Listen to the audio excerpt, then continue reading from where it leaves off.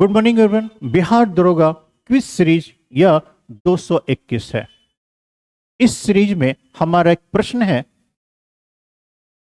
भारत के राष्ट्रपति पद के चुनाव में उम्मीदवार को कितनी जमानत राशि जमा करानी होती है। भारत के राष्ट्रपति पद के चुनाव में उम्मीदवार को कितनी जमानत राशि जमा करानी होती है।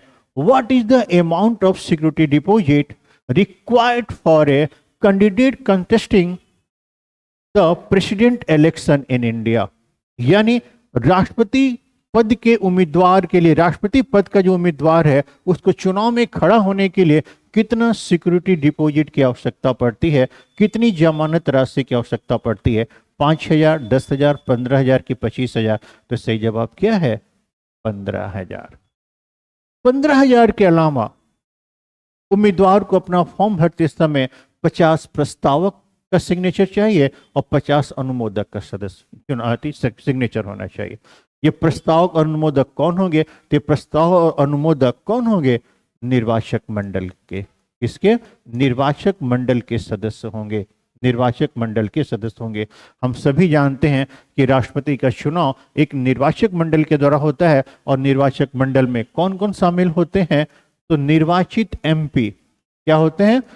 संसद के जो निर्वाचित सदस्य हैं, जो एमपी हैं, वो इसके क्या होते हैं? सदस्य होते हैं। प्लस सभी एमएलए जो निर्वाचित हुए हैं, कहां से?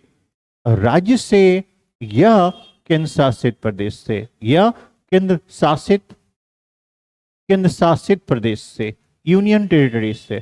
तो केंद्र शासित प्रदेशों में हम देखेंगे, एक है दिल्ली, दूसरा है पुदुचेरी और तीसरा जम्मू एंड कश्मीर है। तो इन 3 केंद्र शासित प्रदेशों में विधानसभाएं हैं, तो उसके जो निर्वाचित एमएलए हैं वो राष्ट्रपति के निर्वाचक मंडल के सदस्य होते हैं। तो एमपी एमएलए जो हैं उनमें से 50 प्रस्तावक होंगे और 50 क्या होंगे? अनुमोदक होंगे। क्या होंगे? अनुमोदक होंगे। इसके अलावा अनुच्छेद 55 कहता है, इसके अलावा अनुच्छेद 55 कहता है कि राष्ट्रपति का चुनाव किस सिद्धांत के द्वारा या किस प्रणाली के द्वारा होगा।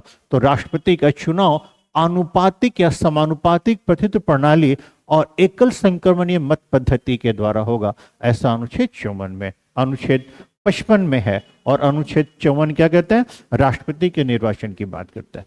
राष्ट्रपति के चुनाव से संबंधित कोई विवाद उत्पन्न हो जाता है तो उसका निपटारा, उसका समाधान कौन करेगा? सुप्रीम कोर्ट के द्वारा किया जाएगा। आप हमें फटाफट कमेंट कीजिए, राष्ट्रपति के निर्वाचक मंडल में कौन कौन से लोग शामिल हैं। Thank you.